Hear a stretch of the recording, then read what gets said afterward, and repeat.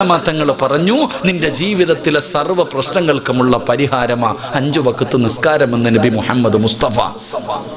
ഇത് സലാത്ത് പറയാൻ മടിയുണ്ടോ? നബി മുഹമ്മദ് മുസ്തഫ സല്ലല്ലാഹു അലൈഹി വസല്ലം തങ്ങൾ പറഞ്ഞു പരിഹാരം. ഇപ്പം എല്ലാം പ്രശ്നമല്ലേ? ഒരു സത്യം ഞാൻ ചോദിക്കട്ടെ, എൻ്റെ പ്രിയമുള്ള സഹോദരങ്ങളെ, സാമ്പത്തികമായിട്ട് എല്ലാവരും തകർന്നു ഇല്ലേ ഉസ്താദെ? കൂടെ ജോലി ചെയ്യുന്ന സ്റ്റാഫിന് കൊടുക്കാൻ പൈസയില്ല ഉസ്താദെ. പഴയെന്ന് ചിന്തിച്ചേ, നമ്മുടെ വീട്ടിലൊക്കെ മന്തി ബിരിയാണി, ചുട്ട കോഴി, കറക്കിയ കോഴി, കരിച്ച കോഴി. ഇപ്പോൾ വല്ല കോഴിയുണ്ടോ? ഒന്നുമില്ല. സാമ്പത്തികമായിട്ട് പടച്ചവനെ വീട്ടിൽ എന്തായിരുന്നു? ഷവർമ. വൈകുന്നേരമായി കഴിഞ്ഞാൽ കുബൂസും കറങ്ങിയ കോഴി, ഇതൊക്കെയായിരുന്നു നമ്മൾ കഴിച്ചുകൊണ്ടിരുന്നത്. ഇപ്പുണ്ടോ സഹോദര?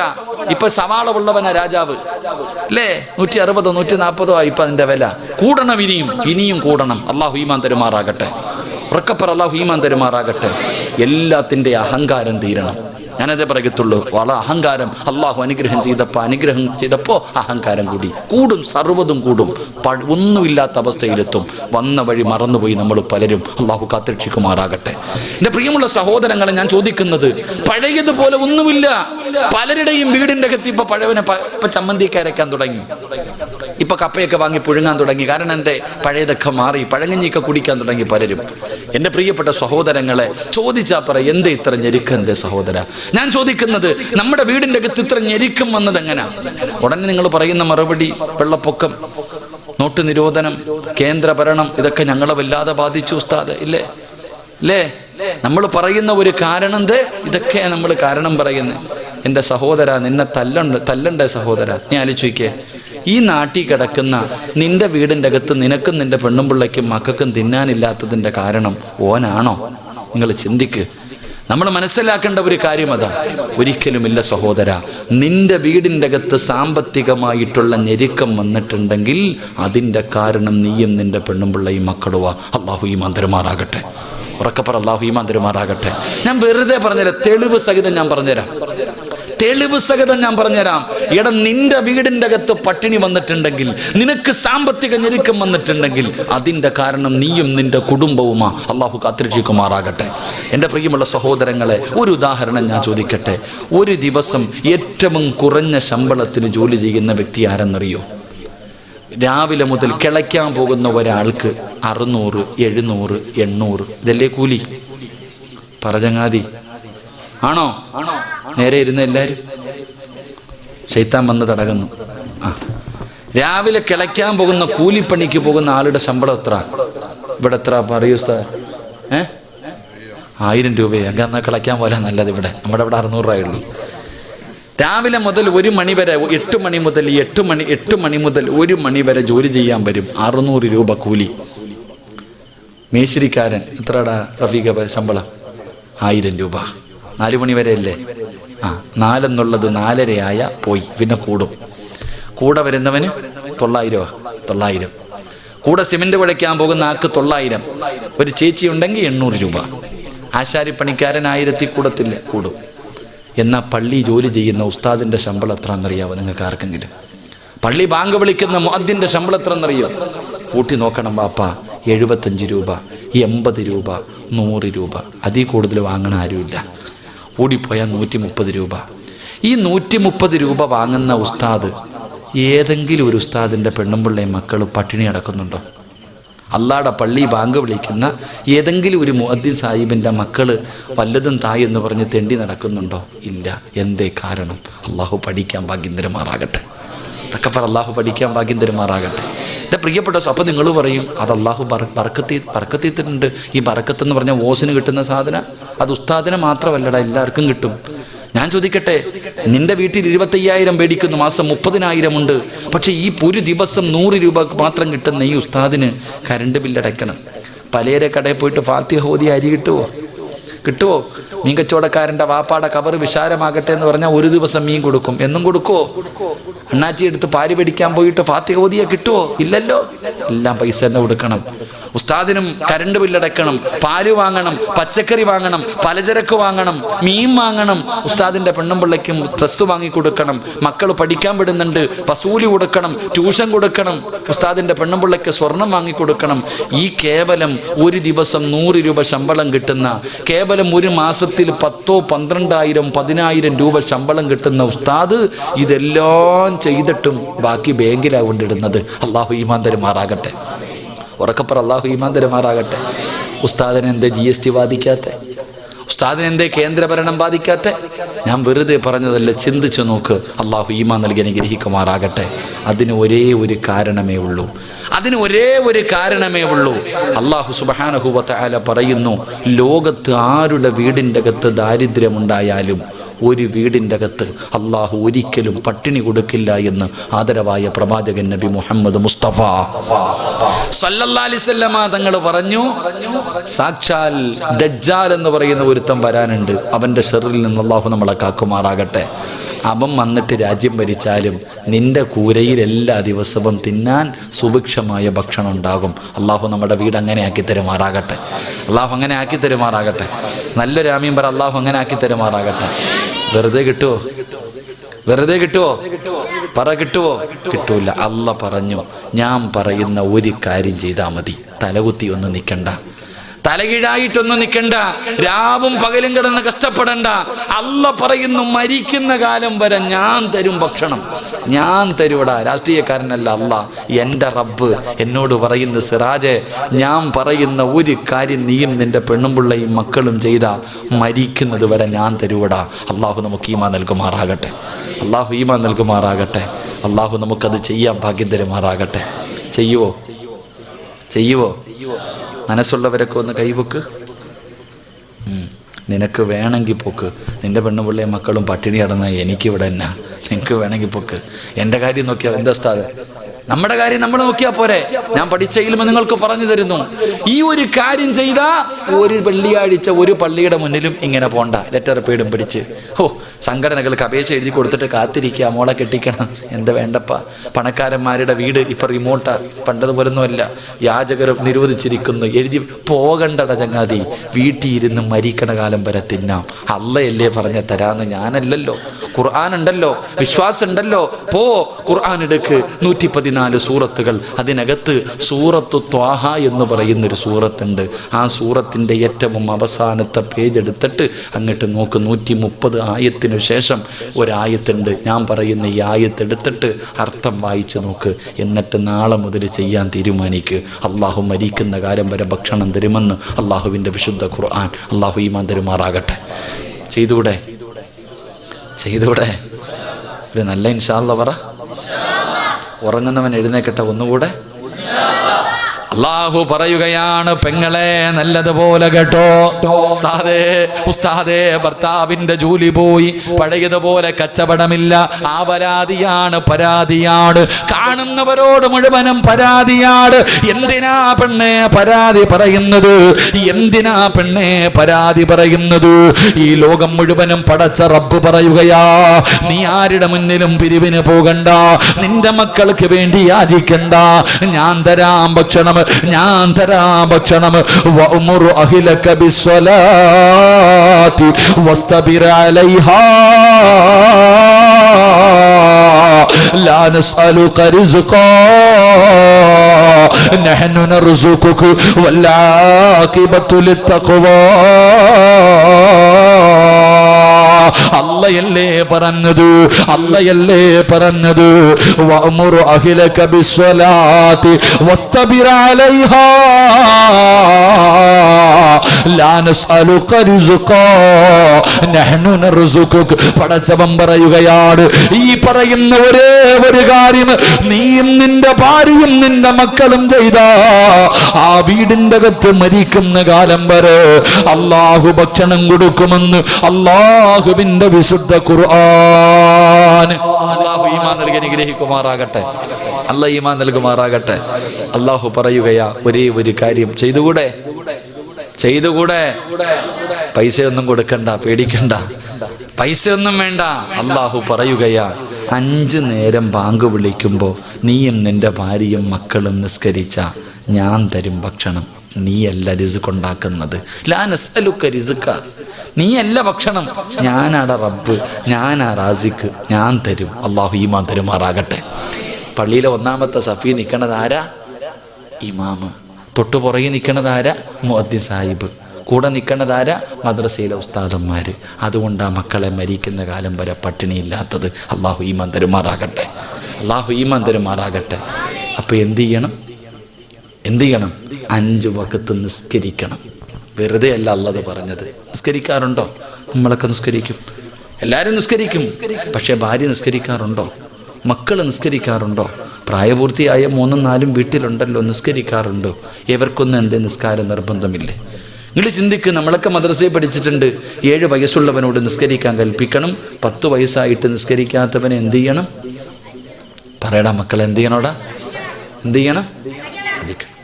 നിസ്കരിക്കാത്തതിൻ്റെ പേര് മക്കളെ തല്ലിയ ഒരു വാപ്പ കൈപൊക്കിക്ക്. ആരെങ്കിലും ഒന്ന് പൊക്കോടാ. നിസ്കരിക്കാത്തതിൻ്റെ പേര് മക്കളെ തല്ലിയ ഏതെങ്കിലും ഒരു വാപ്പ, ഒരു ചങ്ങാതി ഉണ്ട്. അള്ളാഹു ആ മനുഷ്യന് സ്വർഗം കൊടുക്കുമാറാകട്ടെ.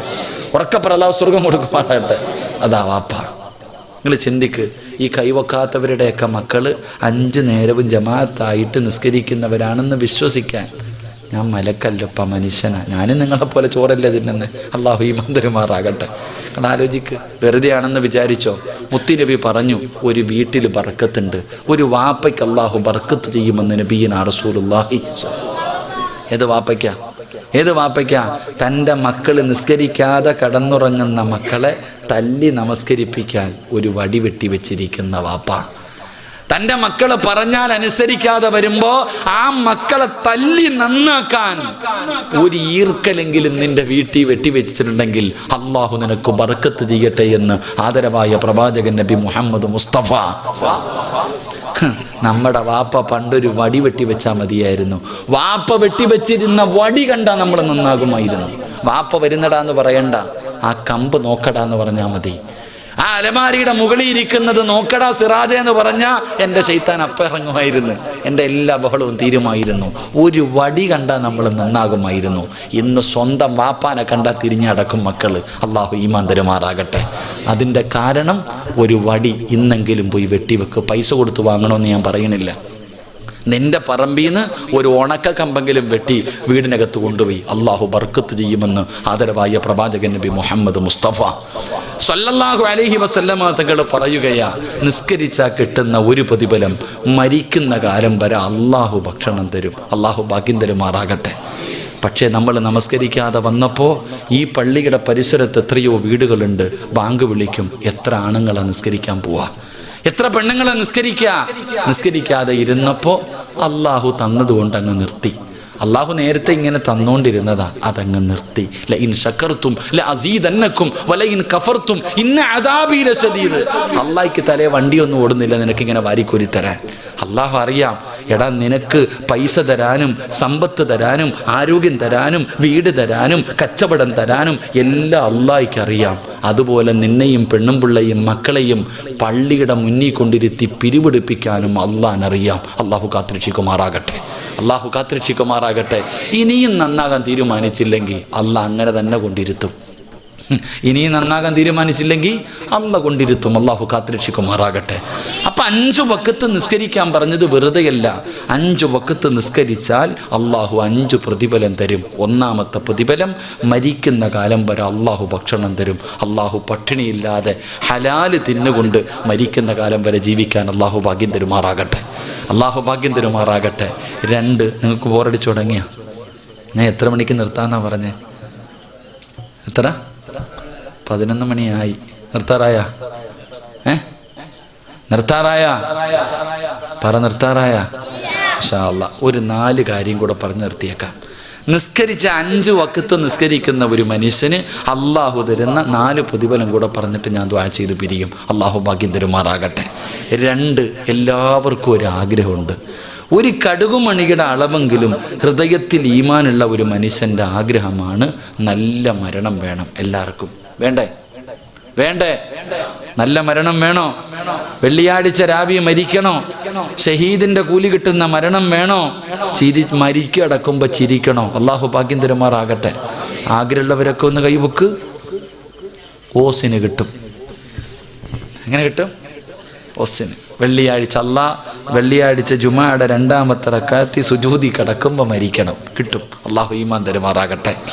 എൻ്റെ പ്രിയമുള്ള സഹോദരങ്ങൾ, അല്ലാഹ് പറയുകയാ, എനിക്കാരും പൈസ തരണ്ട, ഞാൻ തരാം നല്ല മരണം. ആർക്ക് വേണം? ഞാൻ തരാം. അല്ലാഹു പറയുന്ന പരിശുദ്ധമായ ഖുർആൻ പറയുകയാ, എൻ്റെ പ്രിയപ്പെട്ട ഉപ്പമാരോട് ഉമ്മമാരോട്, അവൻ അല്ലാഹു പടച്ചവനെ, എൻ്റെ വാപ്പ മരിച്ചത് വെള്ളിയാഴ്ച രാവിലാണ്, എൻ്റെ ഉമ്മ മരിച്ചത് റമളാൻ 17-നാണ്, എൻ്റെ ഉമ്മ മരിച്ചത് റമളാൻ 27-നാണ് എന്ന് പറഞ്ഞുകൊണ്ട് നടന്നാ പോരാ. പറഞ്ഞിട്ട് നിനക്കൊന്നും കിട്ടാനില്ല പടച്ചവനെ. എങ്കിലോ നീ ഒരു നല്ല മരണം കാഴ്ചവെക്കൂ. വാപ്പ പോയതിനേക്കാളും മനോഹരമായിട്ട് നീ പോയി കാണിച്ചു കൊടുക്കൂ. അതുകൊണ്ട് പടച്ചവന്, ഉസ്താദ് നല്ല മരണം കിട്ടാ ദുആ ചെയ്യട്.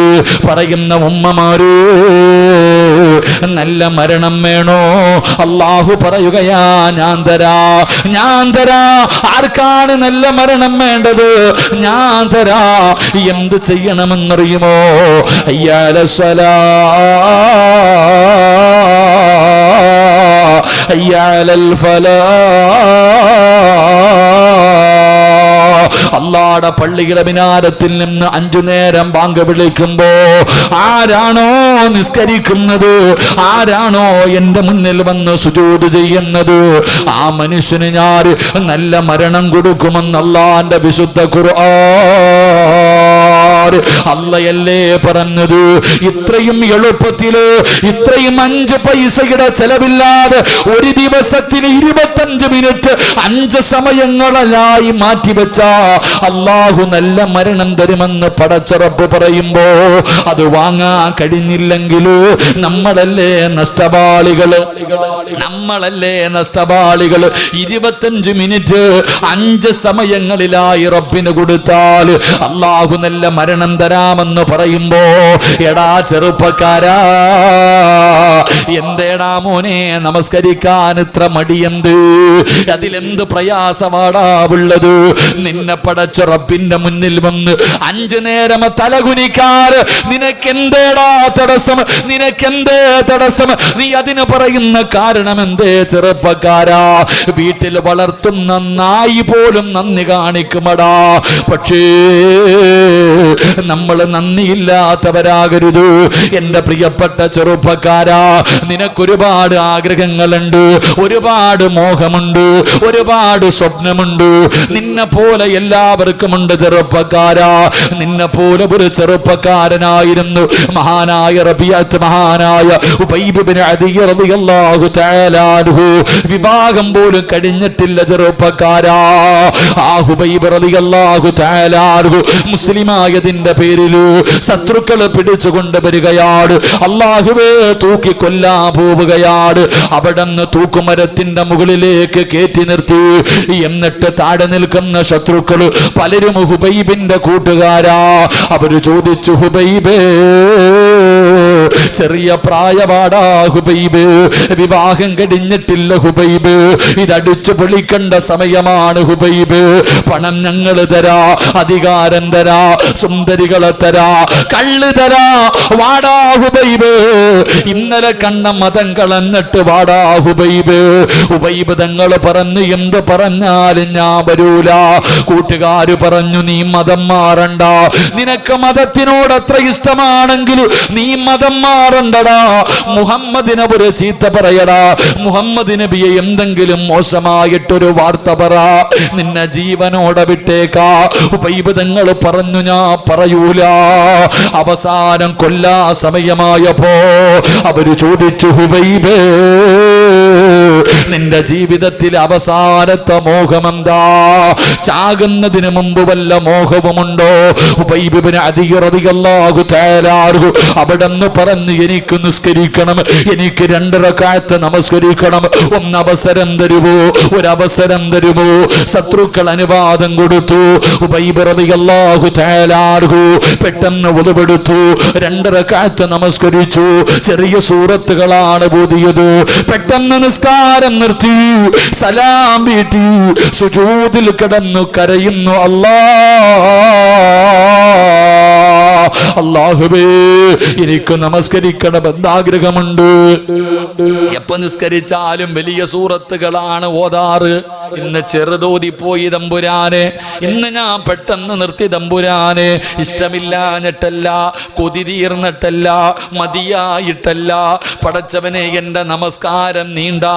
ഇവന്മാര് വിചാരിക്കും എനിക്കും മരിക്കാൻ പേടിയാണെന്ന്. എനിക്കൊരു പേടിയില്ല തമ്പുരാനെ. നിന്നെ മുന്നിൽ വരുന്നത് ഞാൻ എന്തിനാ ഭയക്കുന്നത്? ഉപൈബദങ്ങളെ യാത്ര പറഞ്ഞു, കഴുകുമരത്തിന്റെ മുകളിലേക്ക് കയറി.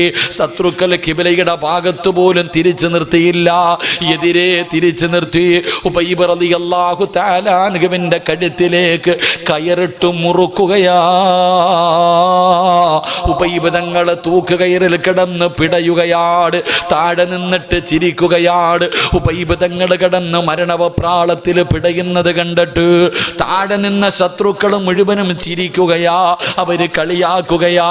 അങ്ങനെ കളിയാക്കിക്കൊണ്ടിരിക്കുമ്പോ മലക്കുകൾ ചോദിക്കുന്നു, ഹുബൈബേ നീ എന്തിനാ കരയുന്നത്? എന്തിനാ പേടിക്കുന്നത്? എന്തിനാ വിഷമിക്കുന്നത്? നോക്കൂ ഹുബൈബേ, സ്വർഗത്തിലെ പട്ടുവസ്ത്രവും കയ്യിൽ വെച്ചിട്ട് മലക്കുകൾ നിന്നെ കാത്തു നിൽക്കുകയാ, നിന്നെ സ്വീകരിക്കാ, നിന്നെ കൊണ്ടുപോകാ. കരയല്ലേ ഹുബൈബേ.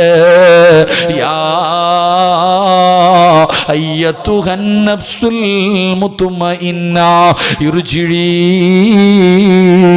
ഇലാ റബ്ബികി റാളിയതൻ മർളിയാ ഫദ്ഖുലി ഫീ ഇബാദി വദ്ഖുലി ജന്നതി.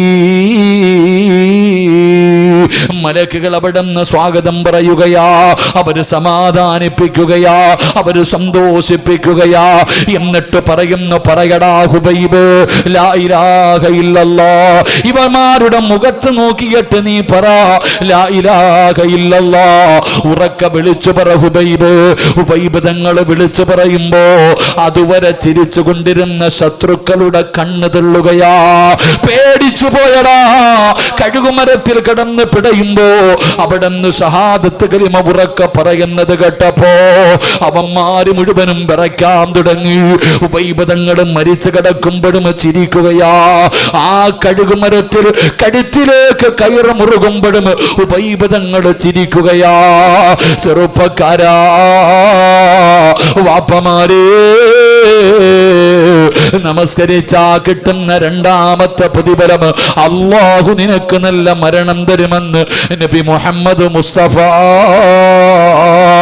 സല്ലല്ലാഹു അലൈഹി വസല്ലമ തങ്ങൾ പറയുമ്പോ മൂന്നാമത്തെ പ്രതിഫലം എന്താ? മൂന്നാമത്തെ പ്രതിഫലം എന്താ? മരിക്കാൻ കിടക്കുന്ന മനുഷ്യന് ലാ ഇലാഹ ഇല്ലല്ലാഹ് പറഞ്ഞു കൊടുക്കണമല്ലോ. അതല്ലേ എല്ലാരും അടുത്ത് വന്ന് നിന്ന് പറയുന്നത്. എങ്കിലും നമസ്കരിക്കുന്ന വാപ്പാ, നിനക്കാള് വേണ്ട, നിനക്കാള് വേണ്ട. ഉമ്മ, നിനക്കാള് വേണ്ട. ലോകത്ത് എവിടെ കിടന്നു മരിച്ചാൽ, അത് വീടിന്റെ അകത്താകട്ടെ, നടുറോഡിലാകട്ടെ, വാഹനത്തിലാകട്ടെ, പള്ളിക്കകത്താകട്ടെ, ഹോസ്പിറ്റലിനകത്താകട്ടെ, ആകാശത്ത് വെച്ചാകട്ടെ, ഈ ലോകത്ത് നീ എവിടെ കിടന്ന് മരിച്ചാൽ നിനക്ക് ലാ ഇലാഹ ഇല്ലല്ലാഹ് പറഞ്ഞു തരാൻ ആള് വേണ്ട. പിന്നെ ആര് പറഞ്ഞു തരുമെന്നറിയോ? ആരാ പറഞ്ഞു തരുന്നത്? അതാ മലക്കുകൾ മുഴുവനും നിന്റെ കണ്ണിന്റെ മുന്നിലേക്ക് കടന്നു വന്നു. കാലിന്റെ വിരൽ മുതൽ റൂഹ് പിടിച്ചു, എല്ലാവരും കൂടെ തൊണ്ടയുടെ ഭാഗത്ത് കൊണ്ടുവച്ചു. എന്നിട്ടതാ മലക്കുൽ മൗത്ത് അസ്റായീൽ നമസ്കരിക്കാ പള്ളിക്കകത്തേക്ക് പോയപ്പോ എല്ലാ ദിവസവും അള്ളാന്റെ പള്ളിക്കകത്ത് വെച്ച് കയ്യിൽ പിടിച്ച് പരിചയപ്പെട്ട ആ മലക്കുൽ മൗത്ത് എന്ന് പറയുന്ന മലക്കുണ്ടല്ലോ, നിന്റെ തൊണ്ടക്കുടിയിൽ നിന്ന് റൂഹ് പിടിക്കുന്നതിന് മുമ്പ് ആ മലക്ക് പറഞ്ഞു തരികയാണ്, വാപ്പാ പറ വാപ്പാ ലാ ഇലാഹ ഇല്ലല്ലാഹ്. നീ പള്ളിയിൽ വെച്ച് എല്ലാ ദിവസവും പരിചയപ്പെട്ട മലക്കുണ്ടല്ലോ, നമസ്കാര പായിലിരിക്കുമ്പോ കണ്ട മലക്കുൽ മൗത്തുണ്ടല്ലോ, പറയുന്നു, പെണ്ണേ ഇത് പറഞ്ഞാ സ്വർഗമാ, ഇത് പറഞ്ഞാ സ്വർഗമാ. ഒന്ന് പറ, ഞാൻ നിങ്ങളുടെ റൂഹ് പിടിക്കട്ടെ. 5 വഖത്ത് നിസ്കരിക്കുന്ന മുസ്ലിമേ, നീ മരിക്കുന്ന സമയത്ത് അസ്രായിൽ എന്ന് പറയുന്ന മലക്ക് നിനക്ക് ഷഹാദത്ത് കലിമ പറഞ്ഞു തരുമെന്ന് ആദരവായ പ്രവാചകൻ നബി മുഹമ്മദ് മുസ്തഫ സല്ലല്ലാഹു അലൈഹി വസല്ലമ തങ്ങൾ പറയുമ്പോ 4ാമത്തെ പ്രതിഫലം എന്തേടാ ചെറുപ്പക്കാരാ? നിസ്കരിക്കുന്നവർക്ക് അല്ല തരുന്ന 4ാമത്തെ പ്രതിഫലം എന്താ? ഉബൈബ് തങ്ങളുടെ ജനാസ അവിടെ തന്നെ തൂക്കിയിട്ടിരിക്കുകയാ. അടിക്കാൻ അനുവദിച്ചില്ല, കബറടക്കാൻ അനുവദിച്ചില്ല, ഒരാളെയും തൊടാൻ അനുവദിച്ചില്ല. കാവൽ നിൽക്കുകയാണ്, അടുത്തേക്ക് പോകാൻ അനുവദിക്കാതെ. ശത്രുക്കൾ മുഴുവനും അവിടെ കിടന്ന് പുഴുത്തു നാറട്ടെ, അവിടെ കിടന്ന് അളിഞ്ഞു പോകട്ടെ, അവിടെ തന്നെ കാണാനിട്ടിരിക്കുകയാണ്. അല്ലാഹുവേ, മണിക്കൂറുകൾ കഴിഞ്ഞു. അള്ളാന്റെ റസൂലിന് വല്ലാത്ത വേദനയായി. പ്രവാചകൻ സ്വഹാബത്തിനോട് ചോദിച്ചു, ആരാ പോയി കബറടക്കുന്നത്? എന്റെ ഹുബൈബിനെ കബറടക്കാൻ പോകുന്നതാരാണ്? യാ റസൂലല്ലാഹ്, ഞാൻ പോകാൻ നബിയേ, ഞാൻ പോകാൻ നബിയേ. ഒരു സ്വഹാബി അവിടെ നിന്ന് അനുവാദം ചോദിച്ചു. മുത്തുനബി അനുവാദം കൊടുത്തു.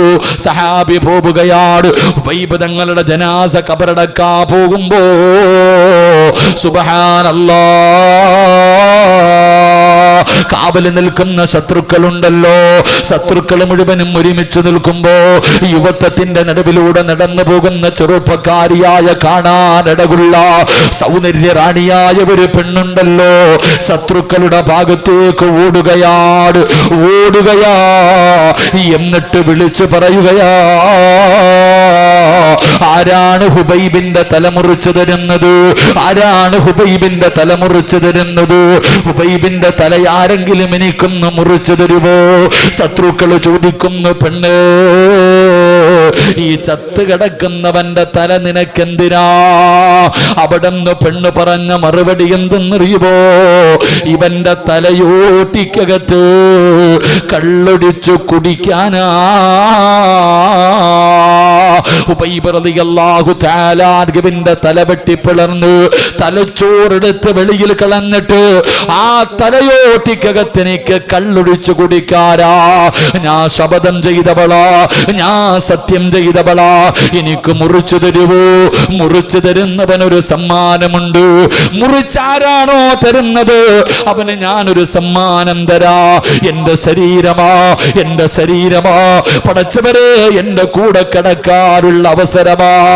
പെണ്ണ് ശരീരം കാണിച്ചിട്ട് പറയുമ്പോ ചെറുപ്പക്കാര് വാളുമെടുത്തുകൊണ്ട് ഓടുകയാണ്. ഉബൈബ് ഇബ്നു അദീ റളിയല്ലാഹു തആല അൻഹുവിന്റെ തലവെട്ടാറ്. സുബ്ഹാനല്ലാഹ്,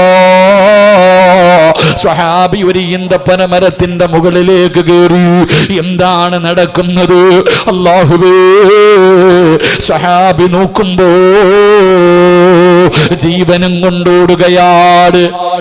നാലാ ഭാഗത്തേക്ക് ജീവനും കൊണ്ടോടുകയാ. തലവെട്ടാൻ പോയ ഒരുത്തനെയും കാണാനില്ല, കൂടി നിന്ന ഒരുത്തനെയും കാണാനില്ല. എല്ലാവരും ജീവനും കൊണ്ടോടുകയാണ്. കുറെ സമയം കഴിഞ്ഞു. സഹാബി ഈന്തപ്പന മരത്തിൽ നിന്ന് താഴെ ഇറങ്ങി. ഉബൈബ് തങ്ങളുടെ ജനാസ ഇട്ടിരുന്ന സ്ഥലത്ത് ചെല്ലുമ്പോ ജനാസ കാണുന്നില്ല, മയ്യത്ത് കാണുന്നില്ല. പൊട്ടിക്കരഞ്ഞുകൊണ്ട് ഇലാ ഹദ്റത്തി റസൂലില്ലാഹ്, മുത്തുനബിയുടെ ചാരത്തേക്ക് ഓടുകയാണ്. നടന്നത് മുഴുവനും പറഞ്ഞു കൊടുത്തു. നബിയേ, ഉബൈബിന്റെ ജനാസ കാണുന്നില്ല. നബിയേ, ഉബൈബിന്റെ ജനാസ കാണുന്നില്ല. മുത്തുനബി ചിരിക്കുകയാ, അല്ലാഹുവിന്റെ റസൂൽ ചിരിക്കുകയാ. സഹാബേ, സഹാബത്തെ, ഉബൈബിനെ കബറടക്കി, ഉബൈബിനെ കബറടക്കി. ആരാ നബിയേ, ആരാ നബിയേ? ഉബൈബ് റളിയല്ലാഹു തആല അൻഹുവിനെ കബറടക്കിയതാരാണ്? അവസാനത്തെ മോഹം നിസ്കരിക്കണമെന്ന് പറഞ്ഞ ഈ ചെറുപ്പക്കാരനെ കബറടക്കിയതാരാ? നിനക്കും വേണ്ടേ മോനെ ഈ പ്രതിഫലം? നിനക്കും ആഗ്രഹമില്ലേ? എന്നെയും നിങ്ങളെയും ഒരു ദിവസം നമ്മുടെ വീട്ടുകാർ മുഴുവൻ മുഴുവനും താങ്ങിയെടുത്തുകൊണ്ട് വീടിന്റെ സൈഡിൽ കൊണ്ട് മലർത്തി കിടത്തി ചൂടുവെള്ളത്തിൻ്റെ അകത്ത് കുളിപ്പിക്കുന്ന ഒരു ദിവസമുണ്ടല്ലോ. എല്ലാവരും കുളിപ്പിച്ചു. എന്നിട്ട് കൊണ്ടുവന്ന് 3 കഷ്ടം വെള്ളത്തുണിയുടെ മുകളിൽ വീടിൻ്റെ അകത്ത് കൊണ്ടുവന്ന് മലർത്തി കിടത്തിയിട്ട് കുറച്ചു പഞ്ഞികൾ എടുത്തിട്ട് മൂക്കിൻ്റെ ദ്വാരം പഞ്ഞി കൊണ്ടടയ്ക്കുന്നേ. കാണേണ്ടവർ കണ്ടോ ഇതാ പൊതിയുന്നേ. മയ്യത്തുകട്ടിൽ തോളിലേക്കുയരുന്നേ. പുരയ്ക്കുള്ളിലപ്പോൾ രോദനം ഉയരുന്നേ. അരുമക്കിടാങ്ങൾ വാപ്പയെ വിളിക്കുന്നേ. അതിനുത്തരം നൽകാതെ നീ കിടക്കുന്നേ. ഈ വാഴ് പറയുന്ന സിറാജിന് എൻ്റെ വീടിൻ്റെ അകത്ത് മലർത്തി കിടത്തിയിട്ട് എൻ്റെ കൂടപ്പുറപ്പുകളും എൻ്റെ കുടുംബക്കാരും മുഴുവനും മൂക്കിൻ്റെ ദ്വാരത്തിൽ കുറച്ചു പഞ്ഞിയെടുത്ത് വെച്ചു. ശരീരത്തിൻ്റെ പല ഭാഗങ്ങൾ പഞ്ഞിയെടുത്ത് വെച്ചു. എന്നിട്ട് പറയുകയാ, കാണേണ്ടവരൊക്കെ കണ്ടോ സിറാജിനെ പൊതിയാൻ പോവുകയാ, എന്നെ പൊതിയാൻ പോവുകയാ. ജനങ്ങൾ മുഴുവനും തിരക്കാണ്. എന്നെ ഒന്ന് അവസാനമായി കാണാൻ എല്ലാവരും തിരക്ക് കൂട്ടിക്കൊണ്ടിരിക്കുമ്പോ എൻ്റെ കുടുംബക്കാര് വിളിച്ചു പറയുകയാ, കണ്ടതൊക്കെ മതി, സിറാജിനെ പൊതിഞ്ഞോ, കണ്ടതൊക്കെ മതി. പെട്ടെന്ന് അവരെടുത്ത് പൊതിഞ്ഞു. സഹോദരാ, പള്ളിയിൽ നിന്ന് കൊണ്ടുവച്ചിരിക്കുന്ന മയ്യത്ത് കട്ടിലിൻ്റെ മുകളിൽ മലർത്തി കടത്തി എന്നെയും നിങ്ങളെയും പള്ളിയിലേക്ക് കൊണ്ടുപോകുമ്പോ സ്ഥലമില്ല ചെറുപ്പക്കാരാ, സ്ഥലമില്ലടാ. പള്ളിയിലോ പരിസരത്തോ കാലുകുത്താ സ്ഥലമില്ല. അത്രയ്ക്ക് തിരക്കാ പൊന്നുമോനെ. പള്ളി മുഴുവനും നിറയുകയാണ്. പള്ളിയുടെ പരിസരം മുഴുവനും നിറയുകയാണ്. ആരാ വരുന്നത്? ഇന്ത്യയുടെ പ്രധാനമന്ത്രിയല്ല, ഇന്ത്യയുടെ പ്രസിഡന്റ് അല്ല, പ്രതിപക്ഷ നേതാവല്ല, ആഭ്യന്തരമന്ത്രിയല്ല, MP-യോ MLA-യോ കളക്ടറോ IPS-ഓ IAS-ഓ ഒരുത്തനും വരില്ലടാ. പിന്നെ ആര് വരുമെന്നറിയോ? ജനിച്ച കാലം മുതൽ മരിക്കുന്ന കാലം വരെ അള്ളാഹുവിനെ സ്തുതിച്ചു കൊണ്ടിരിക്കുന്ന 70,000 മലക്കുകള് പള്ളി നിറയ്ക്കുവടാ ചെറുപ്പക്കാരാ. നിസ്കരിച്ചവന്റെ മയ്യത്ത് കബറടക്ക, നിസ്കരിച്ചവന്റെ മയ്യത്ത് നമസ്കരിക്ക. കാലുകുത്താൻ പോലും സ്ഥലം കിട്ടൂല. മലക്കുകൾ വന്ന് നിറയുകയാ. ഉമ്മാ, നമസ്കരിക്കാൻ പറഞ്ഞത് വെറുതെയല്ല, നിനക്കല്ല തരുന്ന പ്രതിഫലമാ. 70,000 മലക്കുകൾ നിന്റെ ജനാസ നമസ്കരിക്കാ, നിന്റെ ജനാസ കബറടക്കാൻ അവിടെ നിന്ന് കടന്നു വരുമെന്ന് ചരിത്രം പറയുമ്പോ ഹുബൈബിനെ കബറടക്കിയത് ആരാടാ പൊന്നുമോനെ? അള്ളാന്റെ മലക്കുകളാണ് ചെറുപ്പക്കാരാ. അള്ളാന്റെ മലക്കുകളാ കബറടക്കിയത്. അതുകൊണ്ട് നിർത്തുകയാണ്. നമസ്കരിച്ചാ കിട്ടുന്ന 1ാമത്തെ പ്രതിഫലം മരിക്കുന്ന കാലം വരെ അല്ല ഭക്ഷണം തരും. 2 നല്ല മരണം, 3 അസ്റായിൽ ഷഹാദത്ത് കലിമ പറഞ്ഞു തരും, 4 കബറടക്കാൻ 70,000 മലക്ക് വരും, 5 ഈ ലോകം തന്നെ സൃഷ്ടിക്കാൻ കാരണക്കാരനായ അഷ്റഫുൽ ഖൽഖ് നബി മുഹമ്മദ് മുസ്തഫ സല്ലല്ലാഹു അലൈഹി വസല്ലമ തങ്ങളുടെ കയ്യിൽ പിടിച്ചിട്ട് ജന്നാത്തുൽ ഫിർദൗസ് എന്ന് പറയുന്ന സ്വർഗ്ഗത്തിലെ 100ാമത്തെ പദവിയായ സ്വർഗ്ഗമുണ്ടല്ലോ, ആ സ്വർഗ്ഗത്തിൽ അല്ലാഹുവിന്റെ റസൂലിന്റെ കൂടെ നടക്കാ അല്ല നിനക്ക് അവസരം തരുമെന്ന് ആദരവായ പ്രവാചകൻ നബി മുഹമ്മദ് മുസ്തഫ സല്ലല്ലാഹു അലൈഹി വസല്ലം. അല്ലാഹു നമുക്ക് ഈമാൻ നൽകുമാറാകട്ടെ.